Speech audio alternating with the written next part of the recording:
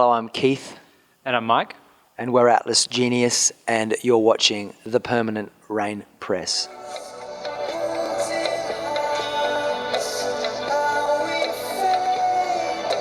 guys, it's Natalie with the Permanent Rain Press, and today I am here with Keith and Mike, aka the fantastic duo that is Atlas Genius. How are you guys doing today? Very well, thank you. Yeah, good. Thank you. How are you? I'm good, thanks for asking. So let's talk about Inanimate Objects, your sophomore album, which is coming out at the end of the month. Now, it's been 2.5 years since you guys released your debut album, When It Was Now, so how do you think your sound has evolved since then?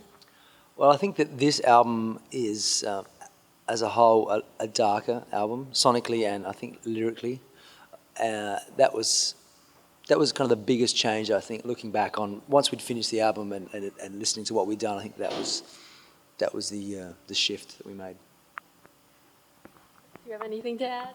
It's just there's a lot more varied track tempo-wise, and it's a lot more of a journey. It's like higher highs and lower lows.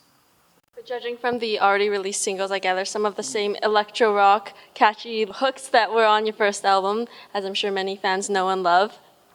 Yeah, I mean, the songs that are out at the moment, I think, give you a sort of an indication as to where of the directions that the album takes. But there's also a couple of sort of, I guess, left turns that the album takes, which people will hear once the album comes out.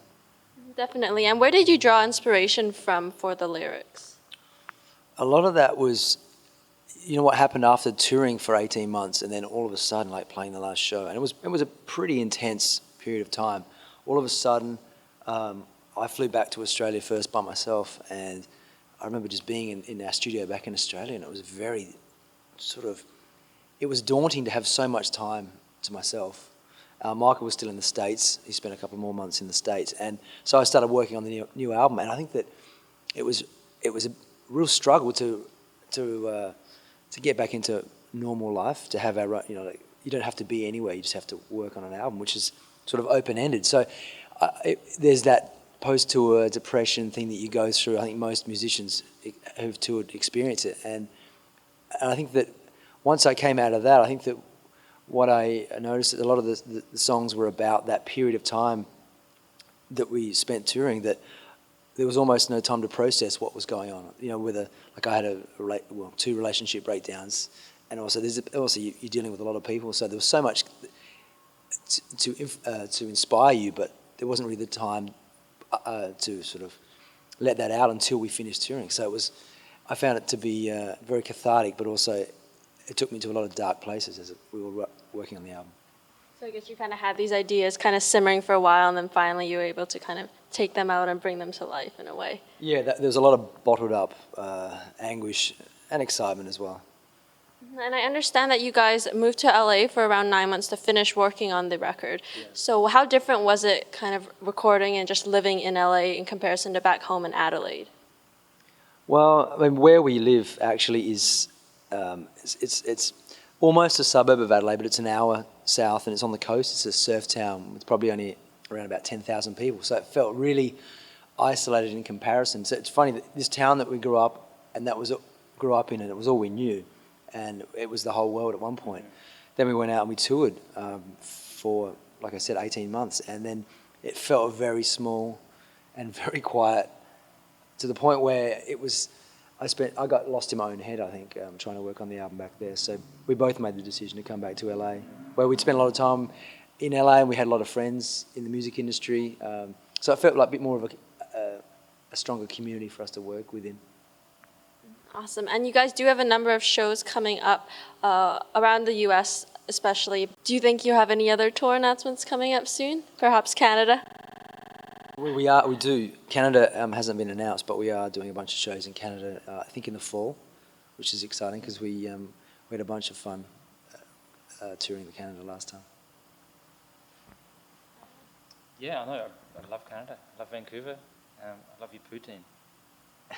The vegan poutine. The vegan poutine, let me clarify that. You gotta specify there, right? Yeah, and I know it's just announced that you guys will be performing on Jimmy Kimmel on September 1st, so I guess your international fans can keep an eye out for that. Yeah. Yes, that will be, I guess, I don't know if they put that up online straight away, but I'm sure that people in Canada can see that at some point. Awesome. Next, I have a little game for you guys. It's called How Well Do You Know Your Brother? So there's a few like fill in the blank type questions, like, what is so and so's favorite color? So then we can see how correct or incorrect you guys are in your responses. Okay. Sounds good. I'm getting nervous about this already. Okay, This could be the so end of the band. the first one is Michael's all-time favorite movie character is.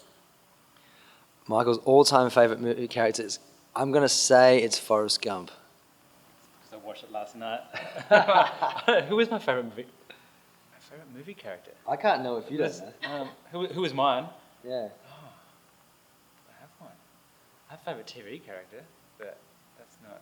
We can switch it to that then. Do you Well- have one in mind? I know. Both at the same one. Oh. But I know that his favorite TV character is Roger from American Dad, Rod Smith, the alien. the alien. Okay, we'll give you that point then. That's a Okay. good point for that. Yeah. If Keith walked into a Starbucks, the first item he would order is. A soy latte. That is correct. But it has to be in an 8-ounce cup. But hang on, your metric here, like we are in Australia, so I don't know what that is. Is that like 200 mils or something? It has to be a small, concentrated coffee rather than those big jugs of coffee that they have in America. It's ridiculous. Do they have just the smaller sizes in Australia? Or? Yeah, we like coffee, and America likes milk. So with a dash of coffee, I think. So and I think honestly, I think that Melbourne in Australia has possibly the best coffee in the world right now. So we kind of get spoiled with our cities. You don't have the option for size in Australia. You order a latte and it's one size, and it's a proper latte size. Yeah. Next up, Michael's favorite school subject growing up was. Do you have it in mind? I won't let him answer it. Okay, Michael's favourite school subject. Did you go to school? Really, I didn't. Okay, I'm going to take I don't know this, but I'm going to take a guess. And I'm going to say that it was physical education. I'll just say no, so I win. It was math. But we didn't really have physical education as a subject in. Well, in School. primary school we had PE. Yeah. We're talking about primary school or high school? Either or. Whatever I thought math, so no, you whatever I didn't- thought it was, no point. I meant the other one. So I was going to say I think it was mathematics. Okay, yeah. Half a point, half a Yes. point. I'll take 0 point. So how many guitars does Keith own? Oh, I've lost count.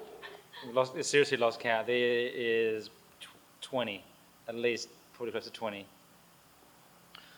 It's closer to 30. It's close to It's 30. wrong. Oh, You- halfway there. Yeah, it's probably 25. You get half a point. I don't know. Is that half a point? Yeah, sure. All right. Just a It sounds like you guys are about even now. Okay. So there's 2 more to We're go. not even brothers. At what age did Michael get his first drum set? He got his first drum kit when I blessed him with the buying his first drum kit, which he was 14, and it was a green pearl session drum kit.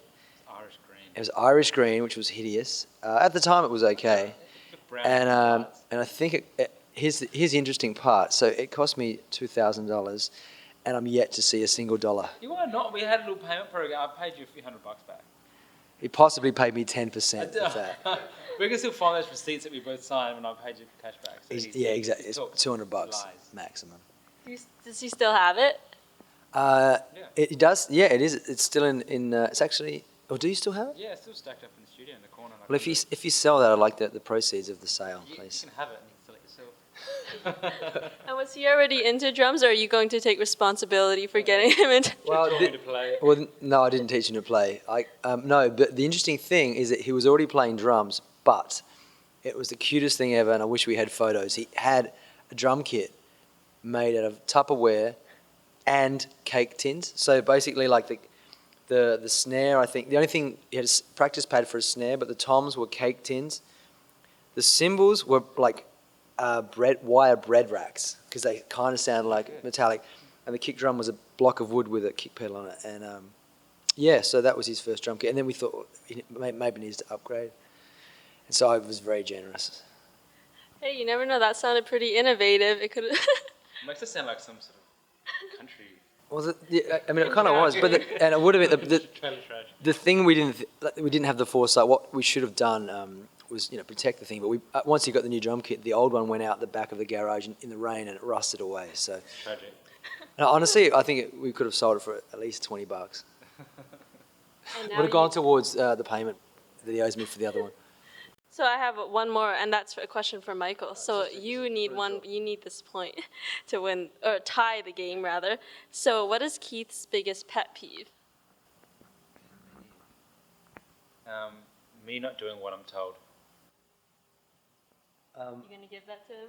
Well, that is like the broad thing. I think what it is one of us is very frugal and very careful with our money, and one is not. So I feel like I get a little down on Mike sometimes with his incessant purchases because I'm a caring older brother. I think that's my pet peeve.